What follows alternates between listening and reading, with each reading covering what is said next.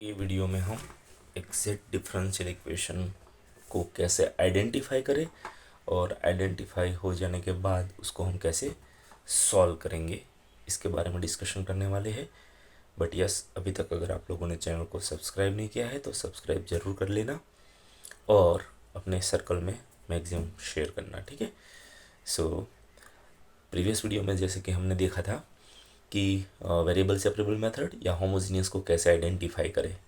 अब पहला टारगेट तो हमारा यही रहेगा कि हम एक्स एंड वाई को सेपरेट करें और वेरिएबल सेपरेबल फॉर्म है या नहीं है वो चेक करें, है ना। तो हम सबसे पहले तो यही करेंगे, डी एक्स और डी वाई को सेपरेट करेंगे और ट्राई करेंगे कि डी एक्स के साथ सारे एक्स वाली ही टर्म हो, यानी कि वाई ना आ जाए, और डी वाई के साथ एक्स ना आ जाए।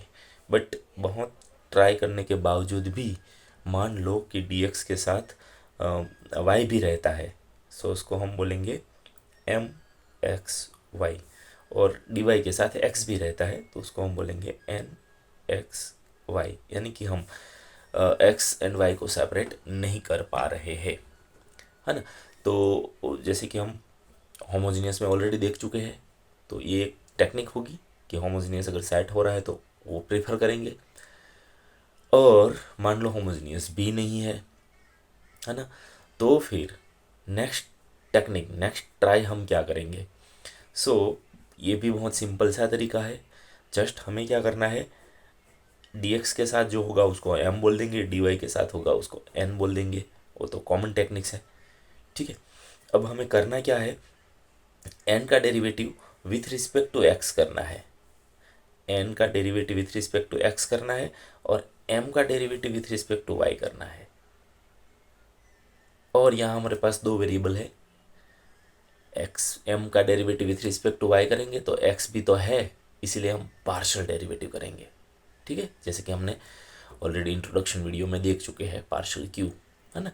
और यहाँ हम जब एन का डेरिवेटिव करेंगे तो एक्स के साथ करेंगे तो साथ में वाई भी तो है, इसीलिए यहाँ भी पार्शियल, ठीक है। सो हम करेंगे क्या, एम का derivative with respect to Y करेंगे, so del M by del Y लिखेंगे हम इसको, और n का derivative with respect to x करेंगे तो लिखेंगे क्या, del n by del x.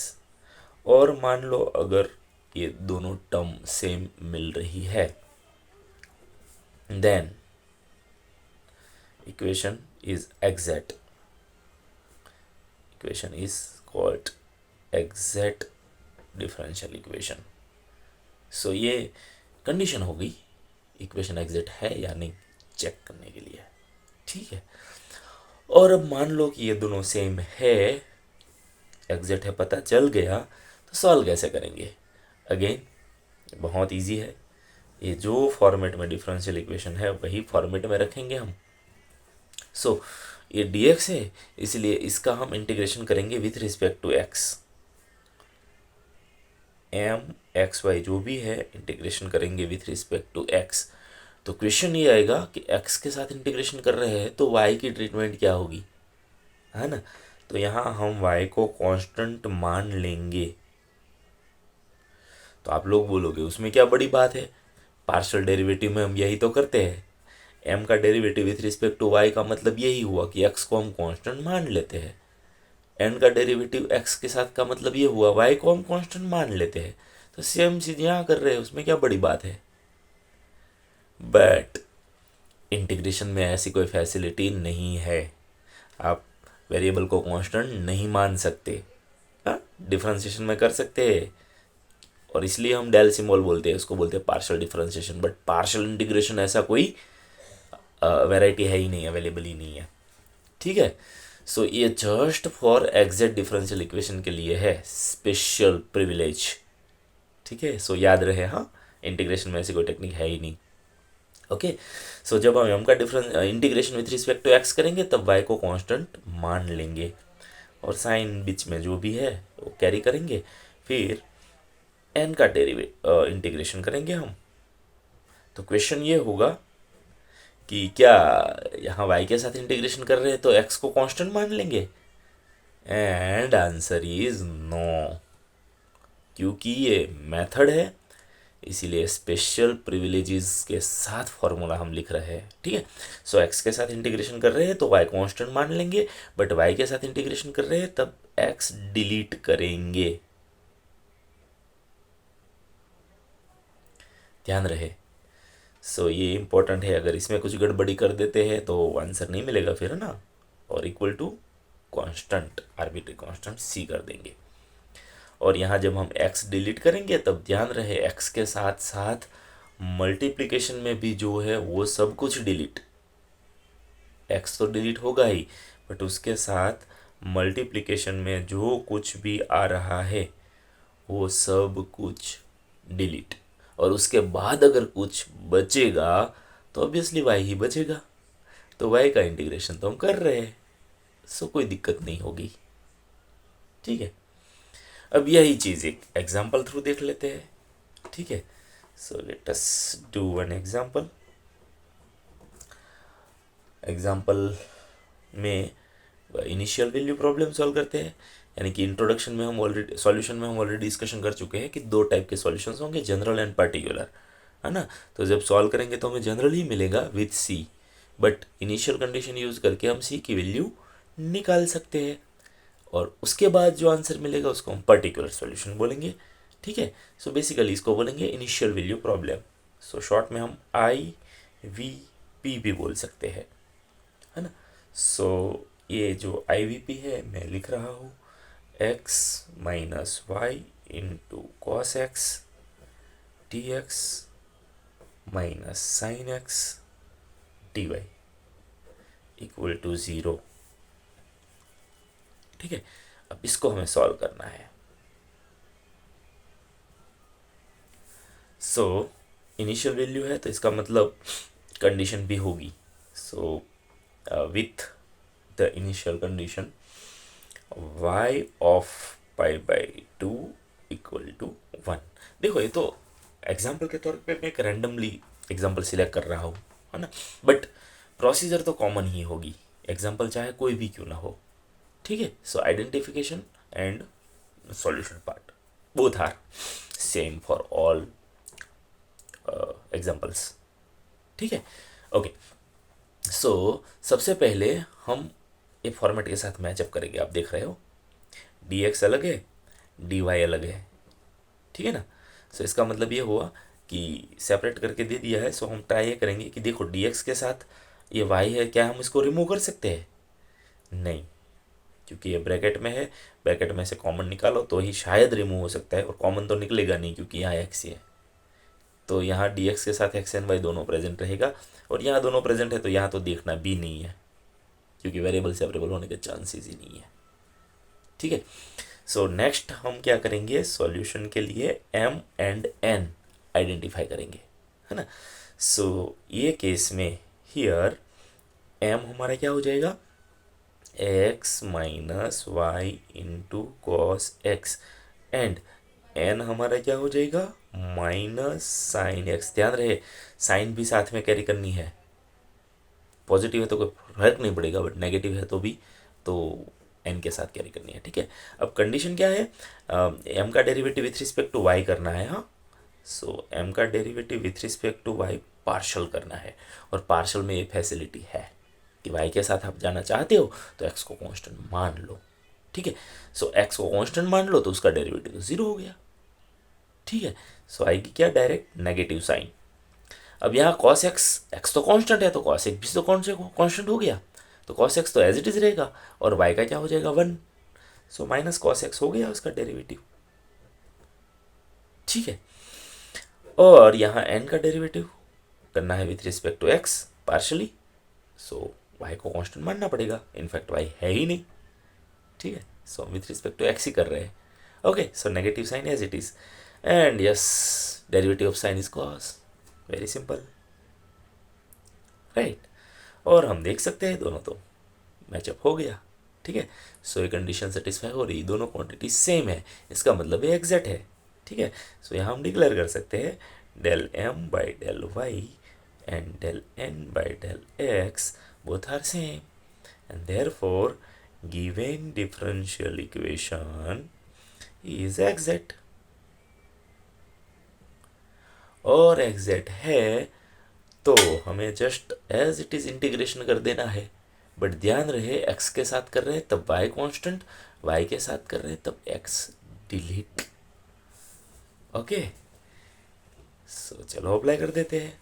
Okay, सो यहाँ हम इंटीग्रेशन करेंगे एक्स के साथ, so X minus Y cos x D X, bracket को ब्रैकेट रहने देते हैं, no problem. But yes, Y को हम कांस्टेंट मानेंगे। माइनस, अब यानी गेसिस यहाँ हम क्या लिखेंगे, वैसे तो ऑफिशियली यहाँ लिखना पड़ेगा, है ना, sine x d y equal to c, but यहाँ कंडीशन क्या है, एक्स डिलीट। अब क्वेश्चन ये है कि एक्स डिलीट कर रहे हैं तो एक्स लिखा है क्यों, है ना, सो मीनिंगलेस हो गया। बोल रहे हैं एक्स डिलीट करना है और एक्स यहाँ लिख रहे हैं, है ना, सो इसका मतलब एक्स तो डिलीट करेंगे। अब एक्स डिलीट करेंगे ना तो एक्स के साथ साथ मल्टीप्लिकेशन में भी सब कुछ डिलीट, हाँ वो भी हमने लिखा है। एक्स के साथ इनटू में कुछ भी अगर दिखाई दे जाए, प्लस में है तो रहने देंगे, माइनस में तो रहने देंगे, बट इनटू में कुछ है तो डिलीट होगा। सो इनटू में डी वाई है तो वो भी तो डिलीट हो गया, तो इसका मतलब ये दोनों डिलीट हो गया तो बचा गया कुछ नहीं, समझ रहे हैं। तो ये टर्म गायब हो जाएगी पूरी की पूरी। सो फाइनली हमारे पास बस ये दो ही चीज़ बचेगी, है ना। आई होप समझ में आ रहा होगा। अब यस, यहाँ y तो कांस्टेंट है, सो इंटीग्रेशन ऑफ x क्या हो जाएगा, x का x के साथ कर रहे हैं, हाँ, so X square by two minus Y constant है तो कोई बात नहीं, इंटीग्रेशन में कांस्टेंट ऐसे ही पड़ा रहेगा साथ में, है ना। और इंटीग्रेशन हमें किसका करना है, कॉस का। कॉस का इंटीग्रेशन क्या होगा, यस साइन, साइन एक्स, ठीक है। अब ये तो पूरी टर्म है ही नहीं, so direct equal to c, got it. Okay, अब हमें क्या करना है, वैसे ये जनरल सॉल्यूशन तो मिल गया, हाँ जनरल सॉल्यूशन तो मिल गया, बट यहाँ क्योंकि हमारे पास इनिशियल कंडीशन है तो ये यूज़ करेंगे तो हमें पर्टिकुलर सॉल्यूशन मिलेगा, यानी कि सी की वैल्यू मिल जाएगी, ठीक है। अब ये कंडीशन का मतलब पहले बता दूं क्योंकि पहले हमने डिस्कशन नहीं किया है। सो इनिशियल कंडीशन का मतलब ये होता है कि y of x zero equal to y zero, यानी कि ब्रैकेट में जो वैल्यू है वो एक्स ज़ीरो की होती है और राइट साइड जो वैल्यू है वो वाई ज़ीरो की वैल्यू होती है ना। सो ब्रैकेट में एक्स की वैल्यू और सामने वाई की वैल्यू होती है, ठीक है। सो यहाँ से क्लियर दिखाई दे रहा है कि जब एक्स की वैल्यू पाई बाई टू है तब वाई की वैल्यू वन है ना। सो कंडीशन यूज़ कर रहे हैं y pi by two equal to one, इसका मतलब ये होगा कि when x is equal to pi by two then y is equal to one, bracket में जो है वो एक्स होगा और राइट साइड है वो वाई होगा, ठीक है। सो एक्स की वैल्यू जब हम पाई बाई टू रखेंगे तब वाई की वैल्यू वन होगी, ठीक है। अब ये इसमें यूज़ करो, क्या होगा, लेट अस सी। ओके, सो एक्स की वैल्यू क्या बोल रहा है, पाई बाई टू, तो हमें इसका स्क्वायर करना है, सो पाई स्क्वायर बाई फोर, और बाई टू करना है सो पाई स्क्वायर बाई एट हो जाएगा। माइनस वाई की वैल्यू क्या बोल रहा है, one, no need to write, sine X तो sine pi by two, sine pi by two और equal to C. Sine pi by two की वैल्यू भी तो पता है हमें, क्या हो जाएगी, यस वन, है ना। शायद आपको पता होगा, बट अगर नहीं पता है तो बहुत सिंपल टेक्निक है, देखो क्या करना है, यूनिट सर्कल बनाना है। यूनिट सर्कल का मतलब ही होता है कि रेडियस वन है। सो ये जो क्रॉस सेक्शंस मिल रहे हैं एक्सिस के साथ उसके कोऑर्डिनेट्स क्या बनेंगे, one comma zero, zero comma one, minus one comma zero, zero comma minus one, ठीक है। और यस, एंगल तो हमें पता ही है, ये जो इसको बोलते हैं थीटा। सो अगर हम यहाँ खड़े खड़े देख रहे हैं तो थीटा क्या होगा हमारा, ज़ीरो। यहाँ खड़े खड़े देख रहे हैं तो थीटा क्या होता है हमारा, पाई बाई टू। यहाँ खड़े हैं तो थीटा क्या होगा 3π/2, और यहाँ खड़े हैं सॉरी यहाँ π/2 एंड 2π/2 यानी कि 2π/2 यानी कि पाई, और यहाँ होगा थीटा 3π/2, और यहाँ 4π/2 यानी कि 2π, एंड सो एन। ठीक है ना, सर्कुलर है पूरा, एंडलेस प्रोसेस है। ओके, और हमें जस्ट याद ये रखना है कि पहला जो डेटा है यानी कि एक्स कोऑर्डिनेट है वो कॉस की वैल्यू होती है, और जो वाई कोऑर्डिनेट है वो साइन की वैल्यू होती है हर जगह। ठीक है, सो हम यहाँ बात कर रहे हैं π/2 एंगल की, यानी कि हमें यहाँ खड़े रहना है, और साइन की वैल्यू चाहिए यानी कि सेकंड वैल्यू, है ना। फर्स्ट वैल्यू कॉस की होती है, सेकंड साइन की होती है। तो अगर कॉस π/2 पूछा होता तो 0 हो जाता, बट हमें साइन π/2 चाहिए इसलिए 1 होगा। ठीक है, और रिमेनिंग वैल्यू भी आप प्रेडिक्ट कर सकते हो through the circle. Okay, so finally we have π²/8 - 1 = c। सो यस, ए सी की वैल्यू मिल गई। सो general solution, sorry general solution तो था, हम पर्टिकुलर सॉल्यूशन क्या लिखेंगे। Therefore, particular solution is given by, yes, इसमें c की वैल्यू डाल दो, that's it। ठीक है, सो सॉल्यूशन तो ऑलरेडी हमारे पास था, बस c इसमें इनपुट कर दो। सो x²/2 - y into sine x = π²/8 - 1। ठीक है, सो ये होगा जो भी इनिशियल वैल्यू प्रॉब्लम हमें दे दिया था, इसका पर्टिकुलर सॉल्यूशन, ये दैट्स इट। ठीक है, सो ऐसे ही हम कोई भी एग्जैक्ट डिफरेंशियल इक्वेशन को आराम से सॉल्व कर सकते हैं। ठीक है, ओके, सो मिलते हैं नेक्स्ट वीडियो में। Yes, obviously non exact differential equation के लिए डिस्कशन करेंगे उसमें।